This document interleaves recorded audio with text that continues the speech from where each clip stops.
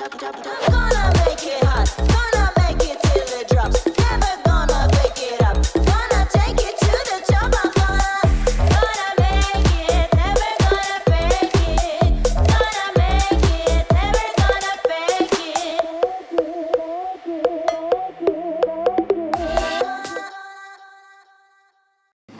de 3 novelas de una calidad literaria, yo diría que apabullante.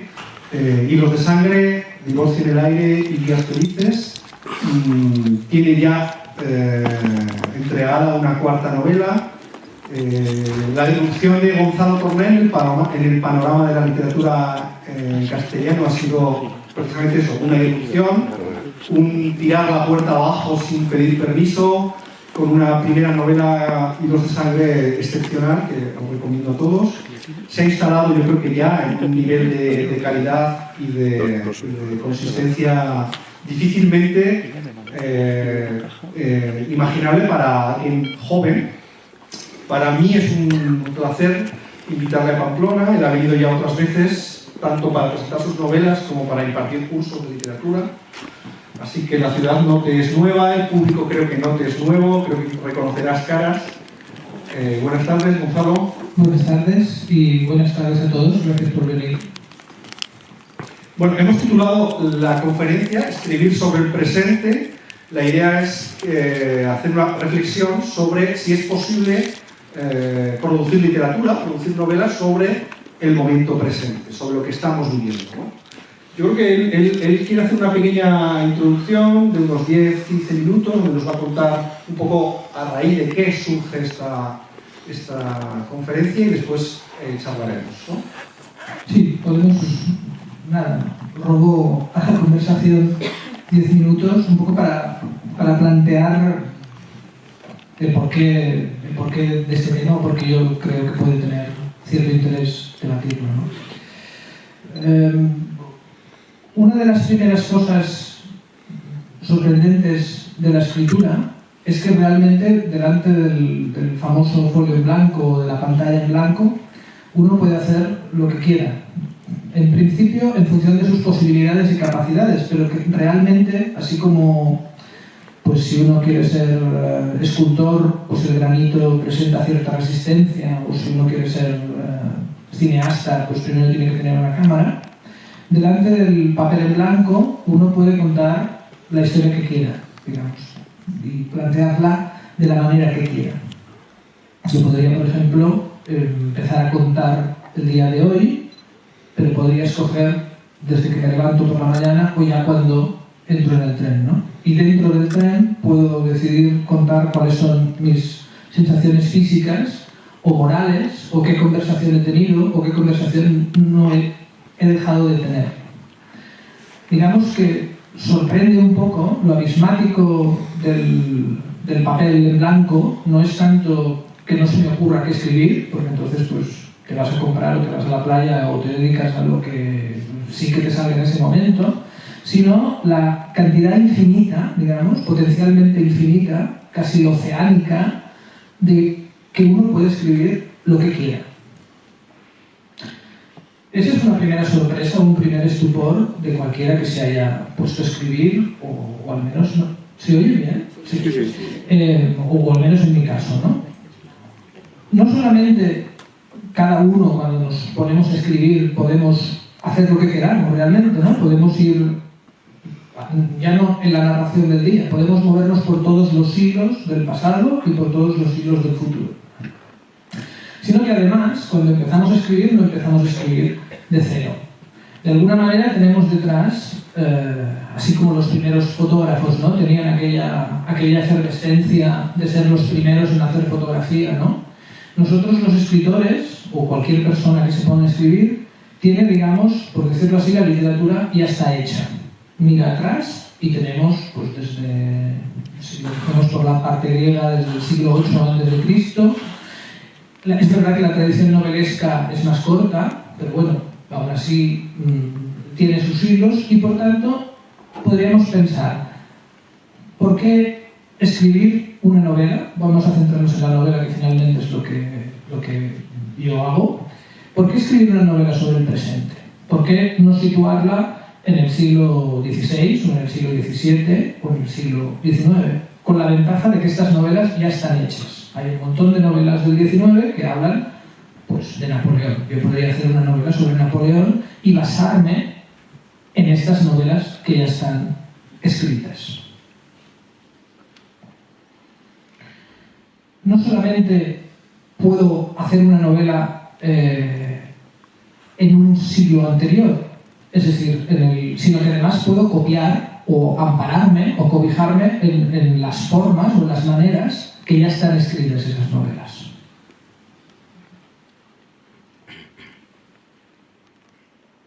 Hoy en día, con la cantidad de tiempo que tenemos mucho más tiempo, digamos, para acceder, con estas grandes bibliotecas que tenemos, podemos además acceder a los libros de todos los siglos pasados y de muchísimas literaturas. Uno podría decir, ¿por qué no me dedico a leer lo que escribía Borges o a leer lo que escribía Tolstoy y a hacer novelas a lo Borges o a lo Tolstoy? ¿Por qué necesidad hay de escribir sobre el presente? Sería más cómodo para mí, como escritor, y también para el lector, porque reconocería un modelo de novela que funciona, que nos gusta y que no puede haber más porque Tolstoy se murió, pero yo sí podría hacerlo. El asunto es que antes decía que la literatura está hecha, o sea, ya viene hecha, pero si todos los escritores del presente nos dedicáramos a hacer eso, nos dedicáramos a estudiar un modelo de novela ya terminado, de un autor ya terminado, no solamente escribiríamos en una novela hecha, sino que supongamos que todos nos ponemos de acuerdo, cerraríamos la literatura. Es decir, ya no habría necesidad de relacionar la literatura nueva, o sea, las nuevas cosas que escribimos, con las nuevas cosas que suceden en el mundo. Ese es el interés que tiene mantener viva la escritura del tiempo presente. Es decir, mantener la relación entre la novela y lo que está sucediendo.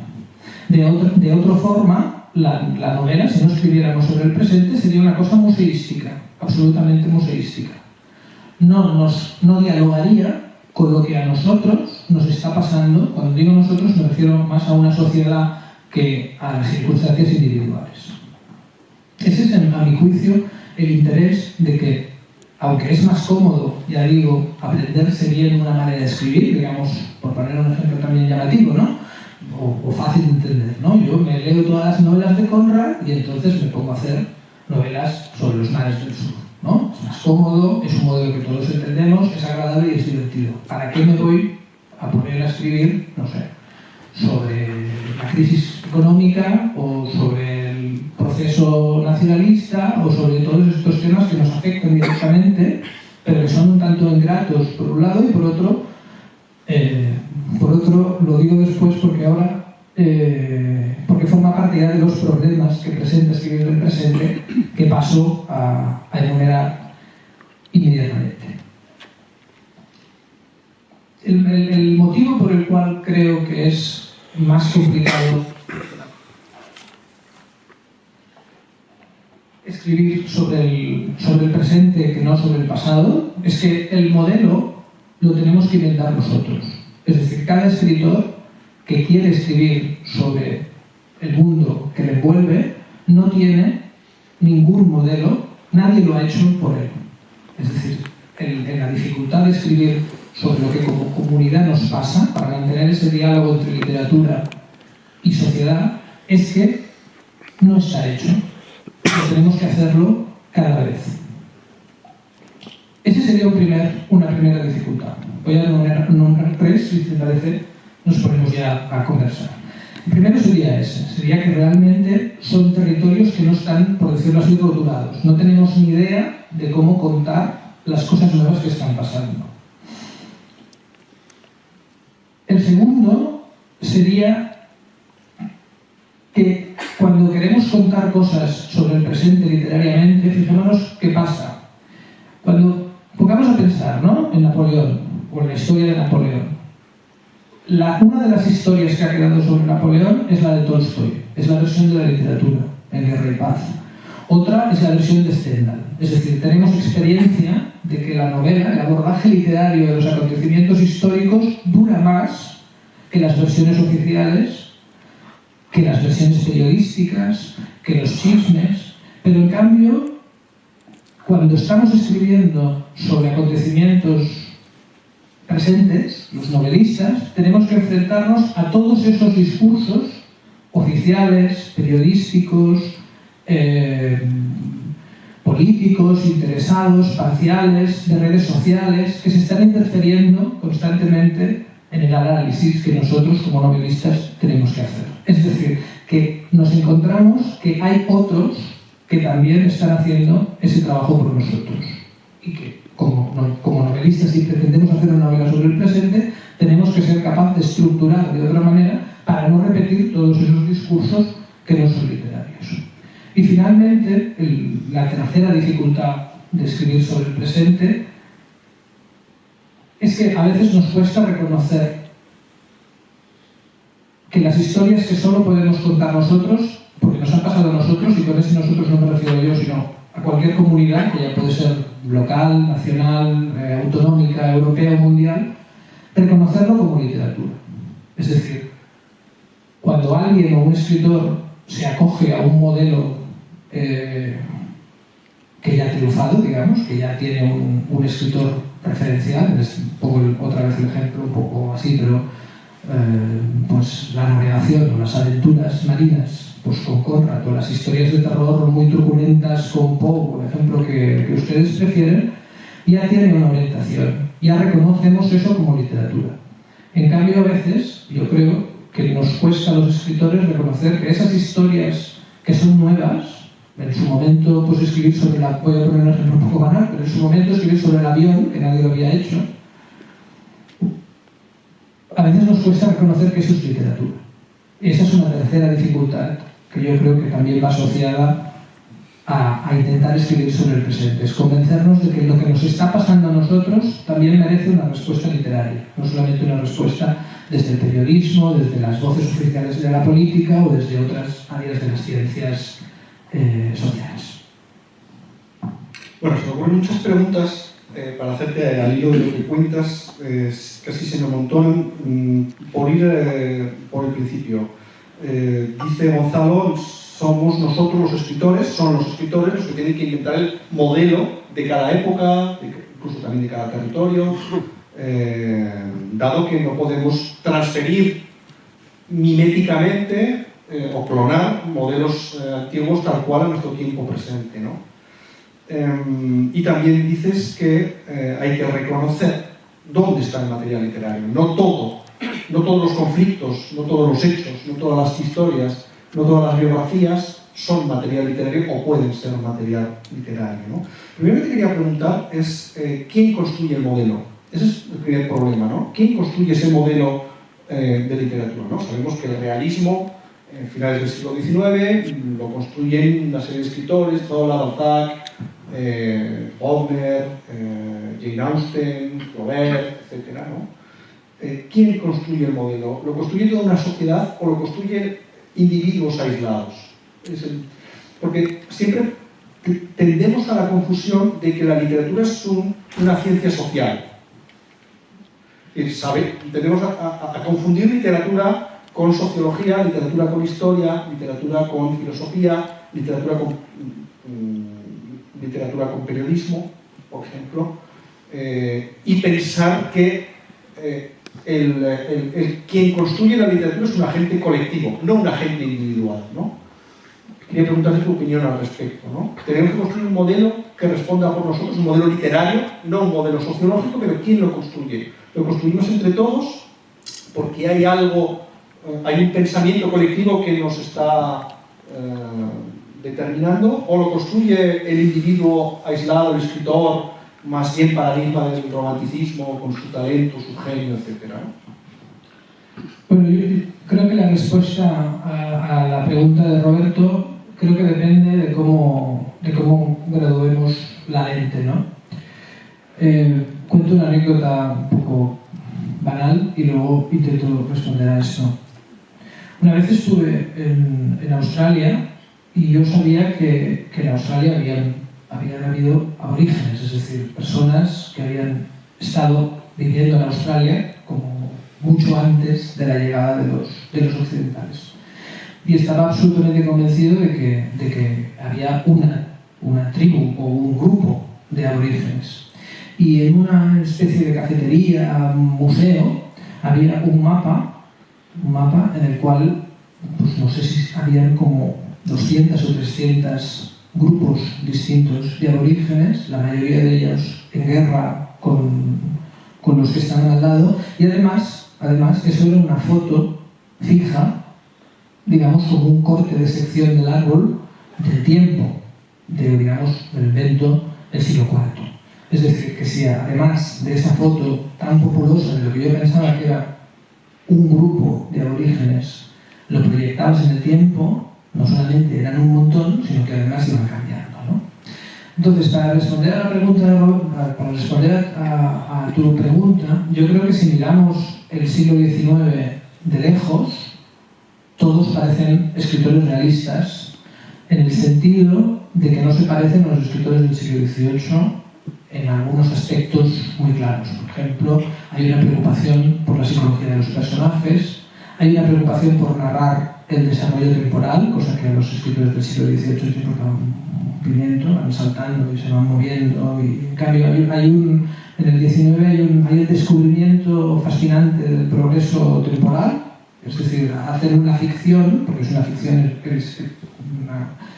parece fácil, pero en el fondo es una elaboración técnica complicadísima de que las cosas van evolucionando temporalmente, ¿no? Entonces, desde lejos, los autores del XIX parecen todos iguales, pero a la que te acercas un poquito, a la que los dejas de comparar con los del XVIII o con los del XX, todos son tremendamente distintos, pero muy distintos, porque se plantean problemas muy distintos, ¿no? Por ejemplo, los autores realistas, podemos coger la pareja que queremos, ¿no? Pero dos autores que entrarían dentro del realismo, como Tolstoy y Dostoyevsky, que como sabéis siempre suelen compararse, tienen parecidos, si los comparamos con Joyce se parecen, y además son rusos, y todo pasa pues en Rusia, pero ellos dos son tremendamente distintos, por ejemplo, en el temperamento de sus personajes, ¿no? Entonces siempre reteniendo al personaje, contando el personaje a partir de una especie de mirada de águila sobre las circunstancias históricas, y en cambio Dostoyevsky contando la historia a partir de unas excitaciones, los personajes parecen como las pastillas efervescentes, ¿no? Que las tiras al agua y empiezan a borbotear, ¿no? Los personajes de Dostoyevsky borbotean y te van contando la historia de los botones, ¿no? O sea, y en principio están en el realismo. Contestando a tu pregunta, yo creo que hay un parecido de todos los escritores que escribimos ahora. Adorno decía aquello tan bonito de que por mucho que quieras, el tiempo termina filtrándose en la obra, es decir, a un solo golpe de vista yo reconozco a todos los pintores flamencos y los distingo de los pintores venecianos, ¿no? Pero en cambio todos son distintos. Entonces hay una parte que es seguramente una construcción colectiva de que todos los novelistas actuales de alguna manera nos parecemos, aunque solo sea porque no nos parecemos a los del 20, ¿no? Pero en cambio yo creo que cada uno tiene que encontrar su modelo, pero no es que tenga que encontrar su modelo, es que no tiene otro remedio que encontrar su modelo porque está contando cosas distintas. Eso por un lado. Y si me permites alargar un poquito la explicación, creo que además el novelista tiene una doble moral. O no es una doble moral, pero doble moral parece que sea como una hipocresía. Tiene una doble lealtad. Por un lado puede tener la lealtad que os contaba al principio, que es la de contar su mundo. Es decir, yo no he venido aquí para hacer las novelas que ya están hechas, sino para hacer solventemente las novelas que ya están hechas, sino para intentar contar novelísticamente lo que pasa, y igual me estrella, pero es lo que tengo que hacer. Esa es una lealtad. Pero luego hay otra lealtad que es la lealtad formal. Milan Kundera, que es un escritor checo que seguramente os sonará porque bueno, es un gran escritor y escribió novelas muy buenas, le decían, él vivió un poco el momento cuando el régimen soviético, digamos, se cargó los primeros repuntes de libertad en la Bohemia, lo que ahora es, bueno, lo que antes fuera Checoslovaquia. Y decía, los amigos me dicen, ¿por qué no cuentas lo que nos está pasando? ¿Por qué no haces una novela balzaquiana? Pero voy a intentar porque Balzac no lo he leído. Pero viene a ser, ¿no? La idea de que decía Kundera es, bueno, pues hacemos una novela de arribistas, de pícaros, de esas cosas que supuestamente hacía Balzac, es que empezaba contando cuál era la estructura de la ciudad y luego... Y Kundera dice, pero es que yo no lo puedo contar así porque es inmoral. Porque eso era la manera de contar de Balzac. Entonces hay una idea de que también la búsqueda formal es absolutamente imprescindible si uno quiere hacer bueno, no sé si la palabra arte está en desuso, también un poco me da igual. O sea, si uno quiere hacer literatura artística, ¿no? O sea, esas dos lealtades están en juego y hay que servir a los dos. Pregunta breve, que vamos rápido. Dices, el escritor tiene que hacer una búsqueda formal, porque en esa forma que tiene que buscar y que encontrar se capturan elementos contemporáneos, de contemporaneidad. Sí, sí, claro. O sea, la distinción entre fondo y forma es para que nos entendamos, pero es como H2O, o sea, es hidrógeno y oxígeno, pero si no lo juntas no hay agua. Es decir, no hay una forma liberada de un contenido, ¿no? Entonces, por ejemplo, si yo quiero, imaginaos que es una preocupación de los años 1920, una cosa así, la atmósfera del café, ¿no? Vale, empiezan a ver los grandes cafés en Europa, va la gente, entonces imaginamos que un escritor quiere explicar, porque es una cosa que no se ha explicado nunca, el pulso de los cafés, las discusiones de las cafeterías, las discusiones entre intelectuales, pues necesita una forma dialogada que no sea dos señores, o sea, que no puede ser, por decirlo así, estoy haciendo referencias así generales, pero que cada uno se imagine la suya, ¿no? O sea, ya no puede ser una conversación entre dos personas, como tú y yo aquí, y una superposición de largas tiradas de dos personas que hablan. Es decir, no le vale el que quiere representar el café, por citar una novela famosa, no le vale el modelo de la montaña mágica, ¿no? Que son dos señores que están en un centro de tuberculosis y como Mann lo que quiere en la montaña mágica un poco también es expresar la cantidad de tiempo que tienen, las conversaciones han de ser larguísimas. Por tanto, la forma, lo explico desde Mann, ¿no? La forma le ayuda a Mann a explicar que tienen mucho tiempo. Las conversaciones son largas. En cambio, si yo quiero pulsar el ritmo del café, las conversaciones tienen que ser cortantes, se tienen que pisar unos personajes y otros, ¿no? Entonces, en ese sentido, sí, evidentemente, la forma te obliga, o sea, la búsqueda de la narración de unas cosas propias del tiempo, te obliga a hacer una búsqueda formal, porque si no, no lo vas a poder contar. Yo no puedo contar el ritmo del café haciendo conversaciones de sanatorio. Te pregunto esto porque a veces yo tengo la sensación de que hay lectores que desdeñan la forma. No todos, pero sí que veo que hay lectores que desdeñan la forma, ¿no? Me he saltado 40 páginas de pura descripción y he ido a los hechos, ¿no? O esta novela se entretiene mucho en no sé qué cosas y se me ha hecho aburrida, ¿no? Y te lo pregunto porque me parece muy importante nunca olvidar que la novela al final es una forma no sé, sublime, perfeccionada. Gombrowicz decía que el arte es la perfección de la forma. A mí es una definición que me gusta mucho, ¿no? A ver si este ejemplo te gusta. ¿Cómo se podría... Javier Cercas se propone en un momento dado novelar el 23F. ¿Qué es lo más propio del 23F en España? Que hay un golpe de Estado, etcétera, etcétera, se toma el Congreso, etcétera, pero ¿qué sobrevuela sobre el 23F? Sobrevuelan un montón de dudas sobre si aquello fue real, fue un simulacro, fue tal y como nos lo contaron. Nunca llegamos a saber exactamente la verdadera naturaleza del golpe de Estado.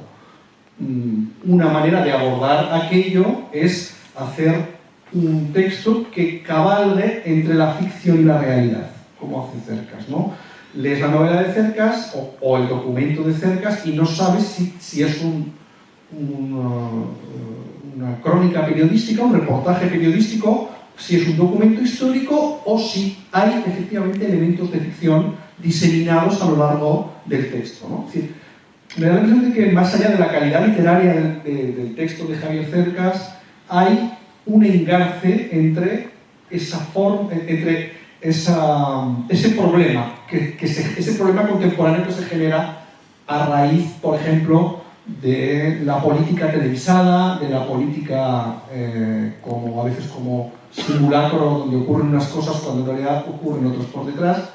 Hay una buena comunión entre esa forma de la política, que por otra parte no es nueva, ya Maquiavelo escribió sobre ello, y un cierto auge de un género que es el género de la docuficción, la autoficción, donde no sabes si es novela o si es un documento periodístico. A lo mejor puede ser un buen ejemplo para entender que no podemos novelar el 21 con las estructuras del 19, por ejemplo, ¿no? Sí. En el caso de... No lo había pensado. En el caso de Cercas sí que es cierto que una buena manera de narrar la incertidumbre es, digamos, bascular entre realidad y ficción y hacer una especie de docudrama o de atención a las intervenciones falsas, ¿no? Quería comentar una cosa de lo que has dicho y luego vuelvo. Cuando decías lo de la forma, ¿no? Que hay veces que estamos leyendo y no hay que diseñar la forma. Es cierto que hay veces que asociamos la forma al estilo o a la voluntad del estilo. Pero hay veces que la forma de un libro no retrasa la narración. Solo para completar lo que decías, ¿no? Por ejemplo, si habéis leído a Stendhal, la gracia de Stendhal es que los libros van a una velocidad prodigiosa. Es decir, en una misma página el personaje se casa, se divorcia, coge un caballo, se cae y va.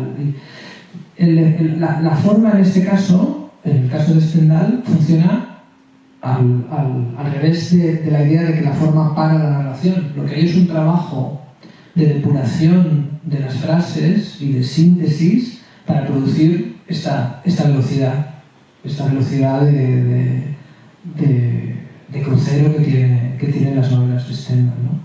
Otro caso espectacular en ese sentido de cómo la forma ayuda a que todo vaya más rápido es la obra de Antonio y Cleopatra de Shakespeare, donde anticipándose al teatro del absurdo, Shakespeare, para expresar lo ególatras que son Cleopatra y Marco Antonio por su parte, sencillamente nos escuchan. O sea, ni siquiera hablan con ellos mismos. O sea, son conversaciones en las que se contestan dos egos endiosados y eso produce una velocidad de lectura enorme, ¿no? Enorme. O sea que es verdad que a veces la forma se ve, digamos, la forma trabaja contra la tracción narrativa, ¿no? La narración no deja de ser una especie de tracción que te hace seguir leyendo, ¿no? Y hay veces que el estilo te hace parar y decir, pues mira qué descripción más chula. Pero hay veces que la forma trabaja a favor de la tracción. Sobre lo que decías antes, yo de Cercas, vuelvo a lo de Cercas, si quieres luego dejamos lo de autoficción para más adelante, porque lo que planteaba Roberto sobre Cercas es interesante porque los narradores tenemos que narrar relacionándonos con la manera como cada época difunde o desarrolla la información. Intento explicarlo mejor. En el siglo XVIII hay muchas novelas epistolares, sencillamente porque la información iba por carta. No había otra manera de que tú te enterases de que tu mujer se había ahogado o de que te había nacido un hijo en la India, por decirlo así, ¿no? Uno de los primeros escritores, los más innovadores y más interesantes, que recoge el auge de los periódicos es Henry James, en una novela que se llama Los periódicos, pero también en otros sitios, donde hay una narración, es un tipo de narración que se ajusta a esa difusión, a ese tipo de difusión de las noticias, que es el chisme, las diversas versiones, las noticias que en un periódico es de una manera y de otro periódico es de otra, ¿no? Por tanto, la manera, uno de los retos formales, dado que la novela, en cierto sentido, también es un tipo de gestión de la información, al menos entre personajes, es cómo reproducir la manera como se desarrolla. Pongo un ejemplo mío. Es una novela no, hay otras cosas, pero una de las cosas que me planteé era el email, porque lo que había leído yo eran novelas donde se reproducía formalmente el correo electrónico. O sea, empezaba la novela y entonces se ponía asunto, destinatario, y ahí iba el email y luego la novela seguía. Pero lo interesante, lo que a mí sí me ocurrió, que no digo que sea interesante, digo que a mí me pareció interesante, es que lo que diferencia el correo electrónico de la carta es la velocidad del intercambio y, por tanto, es mucho más... es mucho más juguetón el correo electrónico, porque en carta sabes que no te puedes matizar hasta dentro de 3 semanas o 4. En cambio, el correo electrónico crea un tipo, no sé si ustedes les pasa, pero no, a veces que estás contestando correo electrónico y con cada uno de tus muchos corresponsales te vas poniendo máscaras distintas, porque con uno...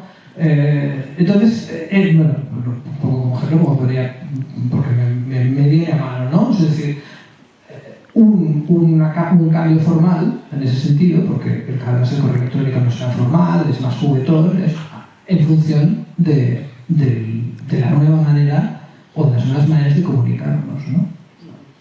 Habíamos puesto en el texto de presentación de la charla un montón de preguntas sobre el tema narrar el presente. Yo creo que ya llega el momento un poco de intentar plantearlas. Te hago una cualquiera, ¿no? ¿Cómo se pueden narrar, leo textualmente, cómo se pueden narrar hechos que no han madurado en la opinión pública, en el discurso histórico o en el consenso contemporáneo?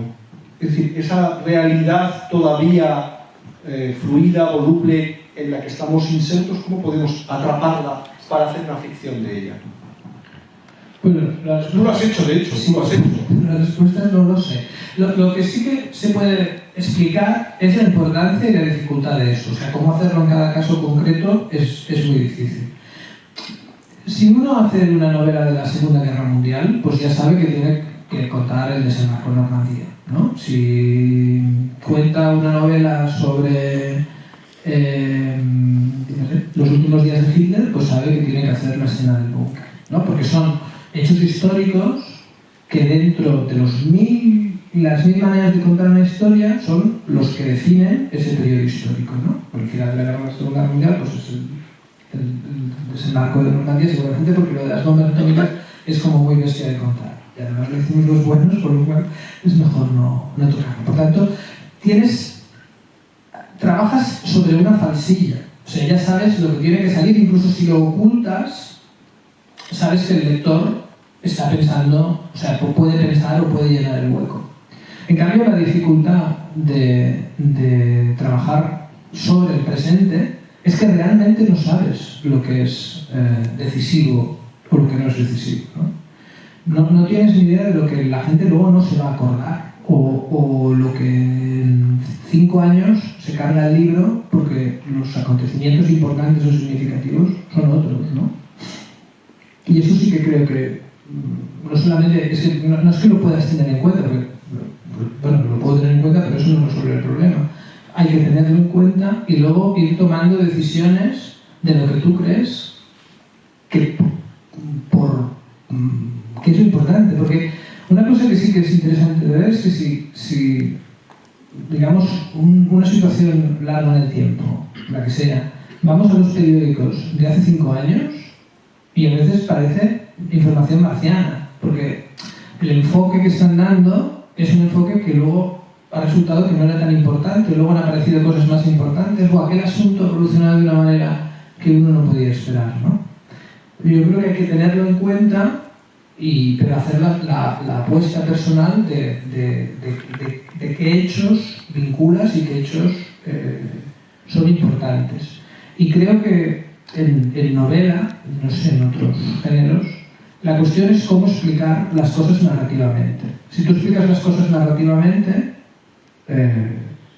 como mínimo se sostiene como narración. Voy a intentar explicarme, ¿no? Yo podría, supongamos que yo quiero explicar una novela, eso es lo que me pilla más de cerca, del conflicto catalán. Y no quiero explicar una novela sobre el conflicto catalán en los términos que lo expresa la política catalana, sino en dentro de Cataluña y la comunidad castellana hablante y la comunidad catalana hablante, que a veces se llevan bien y a veces se llevan mal. Yo lo puedo explicar así, puedo abrir el primer capítulo y soltar este rollo y además me quedaré muy contento porque voy a decir lo que yo creo, o puedo explicarlo narrativamente. Por ejemplo, puedo explicar a alguien que es castellano parlante, que aprende catalán, que intenta ser poeta en catalán y que los poetas en catalán, me lo estoy inventando, lo rechazan porque no es suficientemente catalán o al revés. Estoy utilizando una explicación narrativa que aunque luego en las circunstancias históricas sean más o menos importantes o se queden o esto dentro de 10 años no le interese a nadie, la historia, ese encuentro o ese desencuentro entre dos comunidades lingüísticas no solamente refleja narrativamente lo que está sucediendo en mi comunidad, sino que por, digamos, no sé, por comparación formal casi, es aplicable a lo que sucede en Canadá o lo que puede suceder en Suiza o lo que puede suceder en cualquier sitio donde ese conflicto se produce. Yo creo que lo que pasa es que es complicado porque narrar es mucho más difícil, aunque no lo parezca. Narrar conflictos es mucho más difícil que contarlos. Porque claro, yo puedo contar, y bueno, yo me quedo tan contento porque he dicho lo que yo creo. Pero narrarlo es mucho más difícil porque las personas tienen múltiples lealtades, múltiples razones, múltiples relaciones. Entonces, yo creo que no sé si te respondo, pero el truco sería tenerlo en cuenta y luego intentar, ya que estás narrando, aunque luego tu literatura sea muy reflexiva y sea muy descriptiva y sea muy... pero tienes que narrar el conflicto y exponerlo. Hay algo que se nos está pasando, si no lo hemos dicho, se nos está pasando, yo lo tenía apuntado por aquí, y que creo que tenemos que avisar, ¿no? Antes de seguir, ¿no? Que es que el tratamiento o la verdad literaria es muy distinta que el tratamiento sociológico histórico o que la verdad sociológica o histórica. Es decir, tienen cosas que ver, pero no es lo mismo. ¿No? Si quieres conocer un suceso histórico, es mejor que vayas a un libro de historia, no a una novela. A veces cometemos el error de ir a por una novela a conocer un suceso histórico, cuando en realidad quizás deberíamos ir primero al documento histórico, sea cual sea, un buen manual de historia o el libro de un especialista, y solo después deberíamos ir a la literatura, porque la literatura, en primer término y en último término, no trata de registrar hechos para que sean conservados a lo largo del tiempo en la especificidad en la que se produjeron, ¿no? Y en la importancia que después generaron, ¿no? A veces nos confundimos, ¿no? Buscamos historia en la novela, incluso a veces buscamos narración en la historia también, como hemos dicho, ¿no? ¿Qué difiere? ¿Qué difiere, no? Si tú ahora has hablado del procés catalán, si escribieras una novela sobre el procés catalán o sobre el golpe de Estado del 27, o sobre lo que queramos, ¿no? La llegada de la democracia a España, lo que queramos, el descubrimiento de América, lo que sea. ¿Qué difiere esa novela respecto al material histórico? Porque no es lo mismo. La pregunta es que no es fácil, pero creo que es importante. Sí, no, es una pregunta que no es fácil, pero está bien, sí. Yo creo que difieren varias cosas. La primera es que la descripción de hechos históricos describe hechos históricos donde participan personas. Pero lo que te está contando es el hecho histórico. Es decir, una novela sobre la Segunda Guerra Mundial te está contando las causas económicas, sociales, políticas de la Segunda Guerra Mundial. Pero lo que te tiene que quedar claro es la Segunda Guerra Mundial, en la cual participan personajes o personas. Puede participar Churchill, puede participar Hitler, puede participar. Una novela sobre la Segunda Guerra Mundial, lo que te explica, o lo que debería explicarte, además de, bueno, o lo que queráis, cojo la Segunda Guerra Mundial, lo que me parece.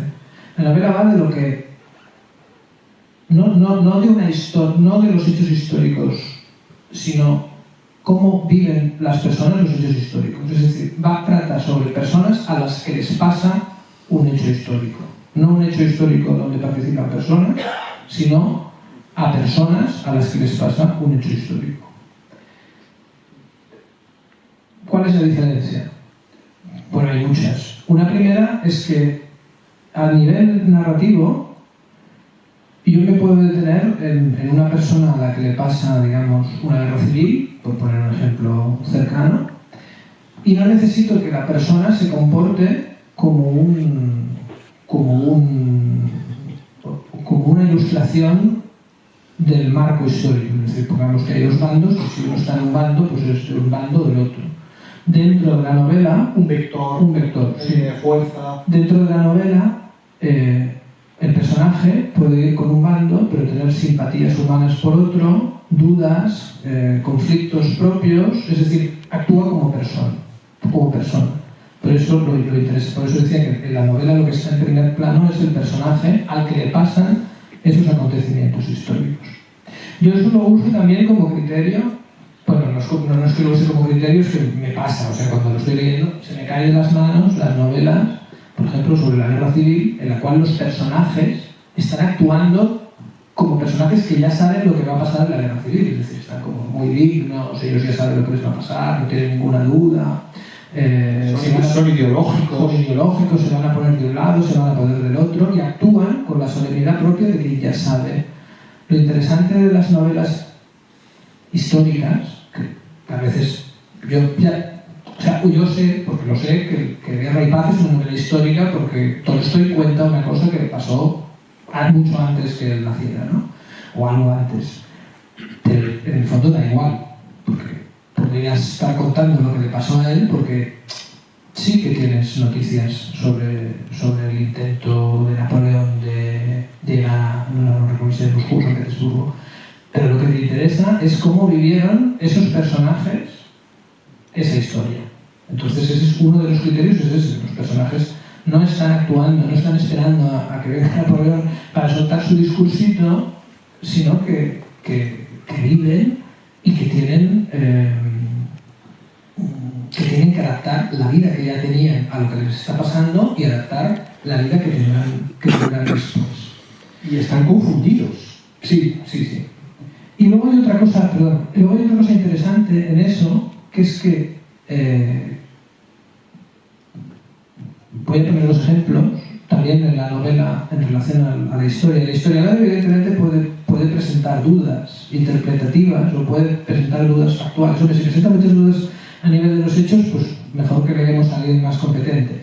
Pero las dudas interpretativas también tienen que estar hasta cierto punto controladas, ¿no? Un historiador no puede empezar a decir que la guerra de Troya tuvieron la culpa de los saqueos y luego decir, no, pero fueron los... Entiéndase, arréglese y luego nos explica la historia. En cambio, en la novela hay muchos escritores, o unos cuantos escritores, que escriben contra sí mismos. Un caso clarísimo en este sentido es Dostoyevsky. Si nosotros vamos a los artículos de periódico de Dostoyevsky era un nacionalista eslavo no tan radical, pero bastante radical. Y enormemente, bastante simpatizante con algunos movimientos nihilistas. Y en cambio en las novelas se discute a sí mismo, discute sus propias convicciones. Ese es un juego que se puede hacer dentro de la novela. Darle los mejores parlamentos a tus adversarios intelectuales o a tus adversarios políticos. Es decir, aunque tú sigas pensando lo mismo y al final de la novela optes por unos o por otros o lo que quieras. Pero durante el transcurso hay un esfuerzo, no por ridiculizar al adversario o no por reducirlo a una especie de peluche o ofrecer la peor versión del mismo, sino que el esfuerzo de comprensión de la realidad que está explicando pasa precisamente por discutirse a sí mismo. El ejemplo de Dostoyevsky es muy claro. Otro ejemplo que a mí me fascina es un escritor mucho menos conocido catalán, Joan Sales, y tiene una novela Incierta Gloria, que es una de las mejores novelas del siglo XX, es traducido al castellano por Carlos Pujol, es una grandísima traducción. Sales es un hombre muy conservador, muy catalanista, que dice en las cartas, en sus cartas, que son también maravillosas, unas cosas terroríficas en contra de los anarquistas, pero que hay un momento que se siente fascinado por el anarquismo. Y la novela Incierta Gloria es un estudio desde la fascinación humana, desde la curiosidad humana, por alguien que desprecia enormemente el anarquismo, por entender el anarquismo, entre otras mil maravillas, ¿no? Esta especie de juego yo creo que es casi, no sé si es admisible en un historiador, pero es exigible a un novelista. Los novelistas, a ver si lo explico bien, no quiero decir que nadie sea bueno, pero intento explicarlo bien, ¿eh? Los novelistas que los personajes actúan en el escenario histórico, en lugar de pasarles la historia, hacen su papel, y que además expresan un punto de vista determinado, no hacen novela para mí.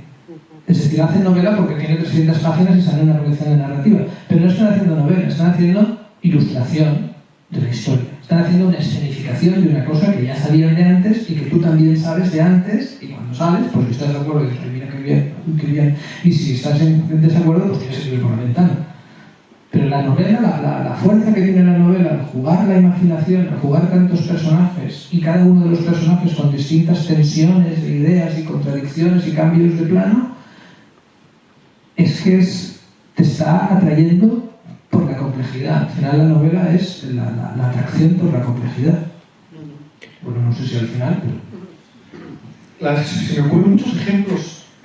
Yo solo pongo ejemplos. Por ejemplo, que es una novela que tú me recomendaste, es una novela que me pasa, ¿no? Que son, pues es eso, ¿no? Pero es una novela extraordinaria porque te está vivenciando unos hechos que podrías no saber muy bien de qué van, ¿no? Porque no todos sabemos de qué va, pero podrías no saberlo, ¿no?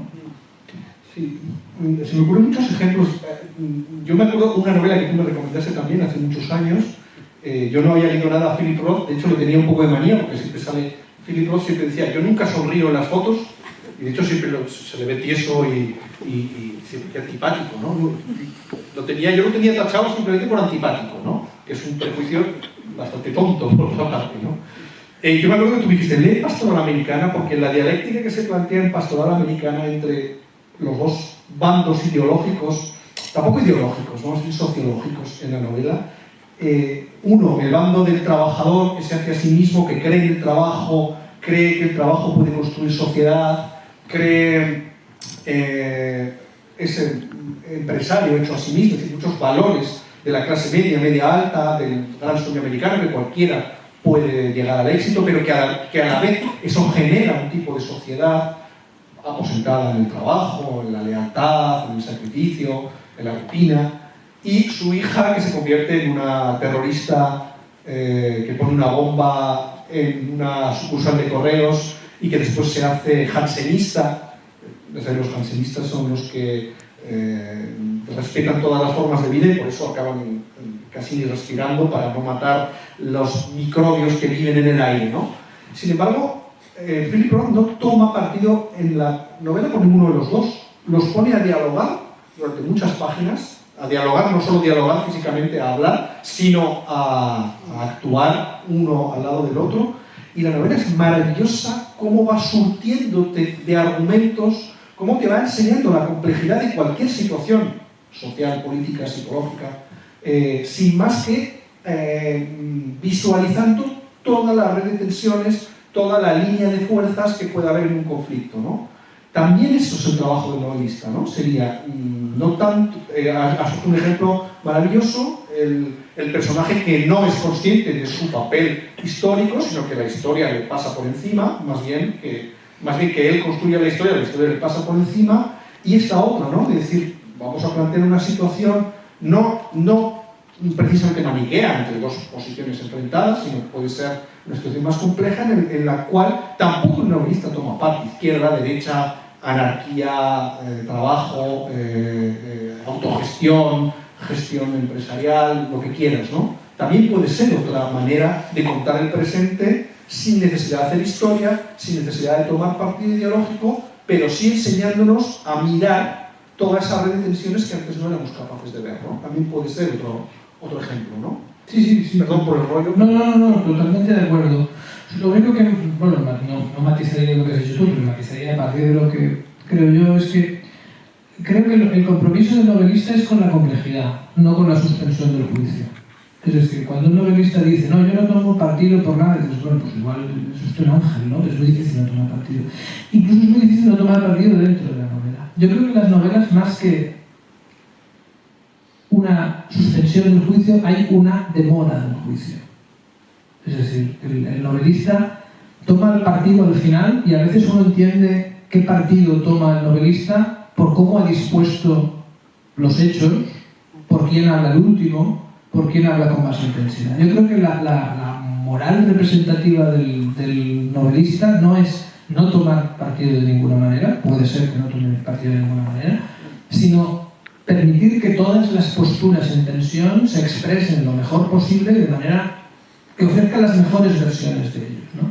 Hay un caso, una novela muy famosa, paradigmática, no sé si paradigmática, ¿qué quiero decir? Pero bueno, la novela de Juan Marcet, de Últimas tardes con Teresa, no sé si pero es una novela muy famosa, que habla de los amoríos de... Bueno, a Marcet se le nota durante bastante momento... Bueno, hay parlamentos marxistas... Bueno, pero hasta que no llegas al final